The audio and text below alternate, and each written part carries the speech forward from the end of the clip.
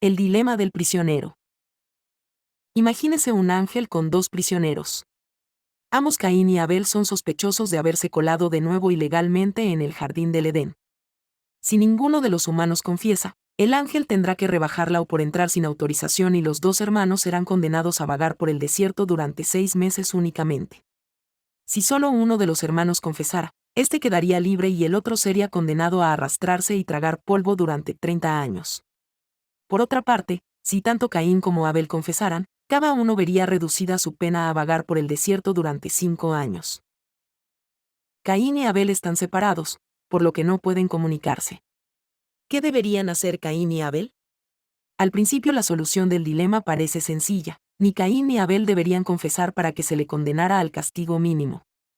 Sin embargo, es bastante posible que, aunque Caín decida cooperar, Abel se viera tentado a traicionar a Caín a última hora, obteniendo así el mejor resultado posible, la libertad. Un importante enfoque teórico del juego expone que la situación lleva a que cada sospechoso confiese a pesar de que eso conlleve un castigo más duro que con la estrategia de cooperación y no confesión. El dilema de Caín y Abel indaga sobre el conflicto entre el bien individual y el bien colectivo. El dilema del prisionero fue identificado formalmente en 1950 por Malvin Drasher y Merrill M. Flood. Albert W. Tucker estudiaba el dilema para comprender e ilustrar la dificultad de analizar los juegos de suma no nula, dilemas en los cuales la victoria de una persona no implica necesariamente el fracaso de la otra.